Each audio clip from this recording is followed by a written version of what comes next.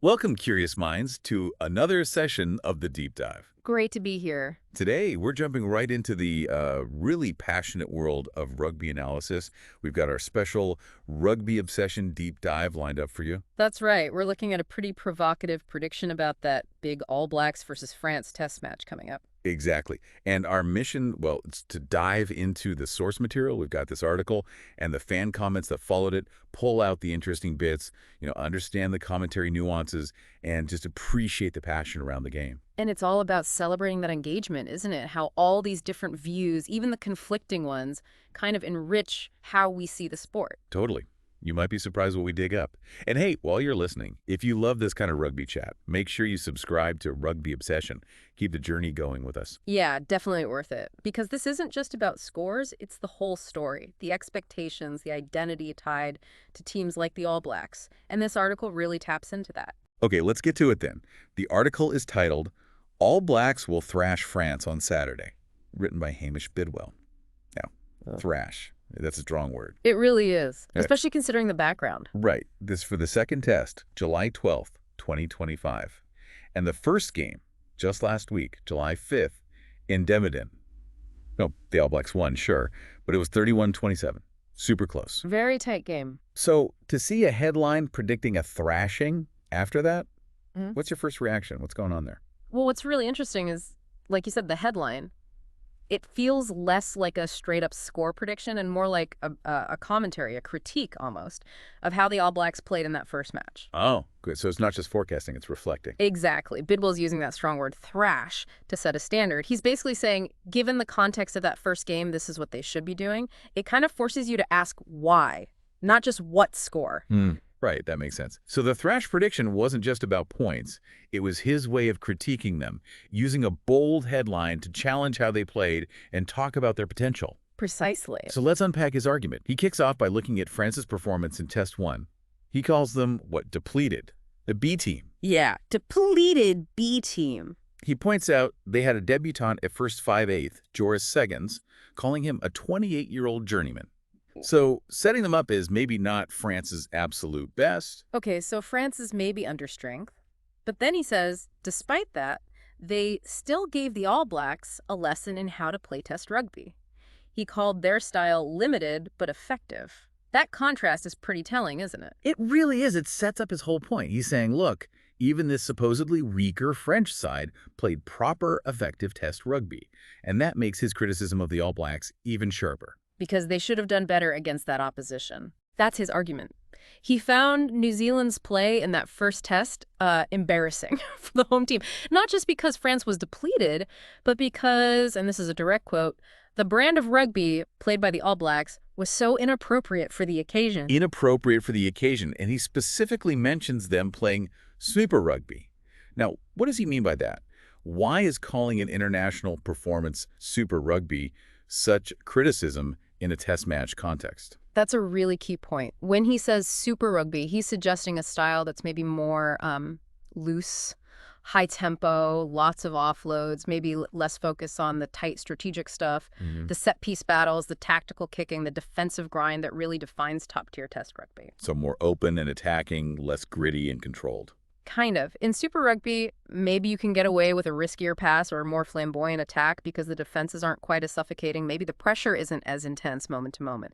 But at test level, against the best teams, everything is contested fiercely. Every meter matters. So that Super Rugby approach, in Bidwell's eyes, becomes frivolous and profligate, playing without thought, maybe even lazy or complacent when you bring it to the international stage. Okay, so he's basically saying they were playing the wrong game for the occasion. Too loose, not disciplined enough for a proper test match chess game.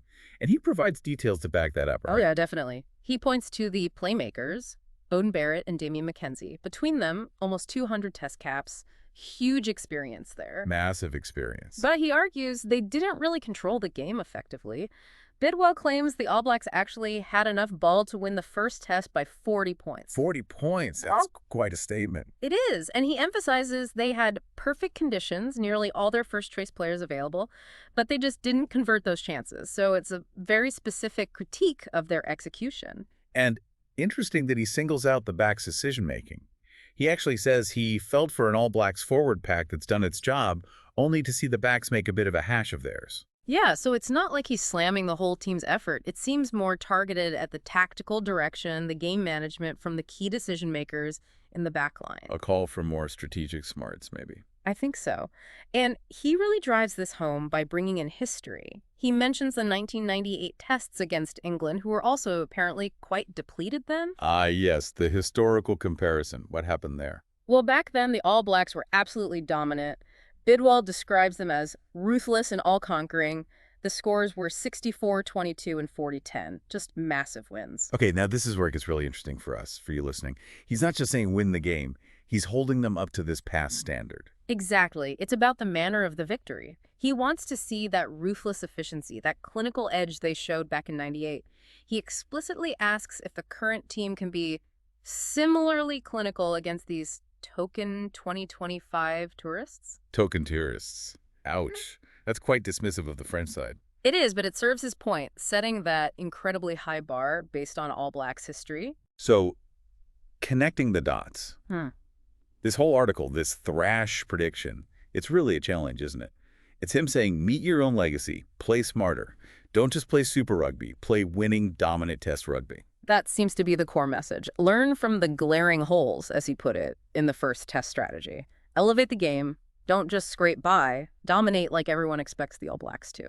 And yet, despite laying into them pretty hard, he does seem to have some underlying belief in them. He says something like, I have sufficient faith in the All Blacks' collective intelligence to believe they'll be better this time around. Yeah, he does. He adds they're not entirely stupid and should learn. He certainly hoped they'd deliver a more clinical performance. It's almost like tough love. Right. I expect better because I know you can be better. It's a common dynamic, I think, with passionate followers of any top team. High standards coupled with a fundamental belief. And that actually leads us nicely into the comments section on the article. Ah, the fan reactions. Always a goldmine. Totally, because they show how much people engage with this stuff, and you see all sorts of perspectives, often picking up on the very things we've been discussing. So what did the comments reveal? Was there a general agreement or... A real mix, actually. There was one commenter, username D, who really got the nuance. They said something like, the whole tone is an arrogant prediction. It's saying the ABs are playing brainless Super Rugby style. Fast, entertaining, but not good enough against organized Test sides. So they saw past the thrash headline too. Exactly. And even got specific, critiquing Scott Robertson Razor, saying he hadn't offered much more than Foster Light in attack from set pieces, mentioning issues with box kicking and pick and goes. Real detailed fan analysis there. Wow, yeah, that's proper engagement. Any others that stood out? Well, there was JB who kind of echoed that high expectation vibe. They said it's absolutely how real All Blacks fans think. We expect them to play to their best, learn from mistakes, and especially given France sent a patchwork team and the ABs had home advantage, they absolutely expect them to get the job done. So reinforcing that idea of, the fan base demanding excellence, especially in those circumstances. Right. But then you had counterpoints. Someone called Yownote even defended the All Blacks. They talked about the team's intent and belief, arguing their width and pace is lethal stuff when they get it right. So seeing the positives in their approach. Yeah, pointing out they actually created 7 tries, just misconverting 3 due to small errors.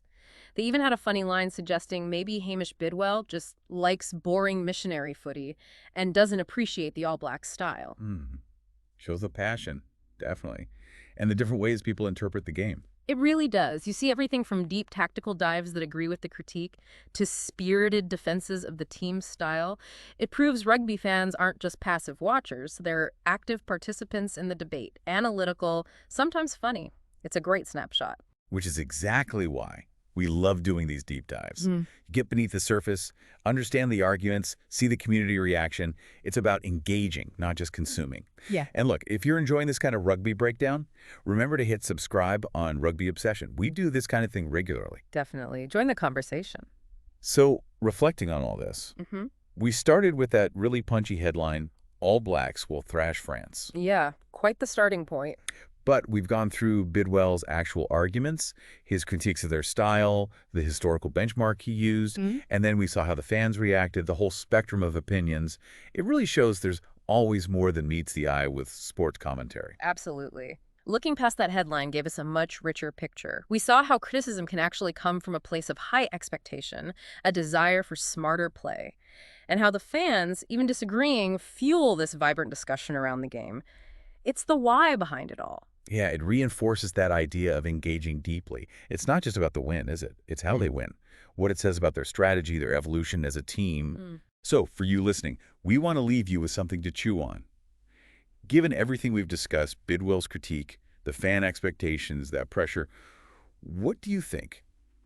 What did the All Blacks actually need to do differently in this upcoming second test on July 12th? Yeah. What's the key adjustment? And maybe think about this too.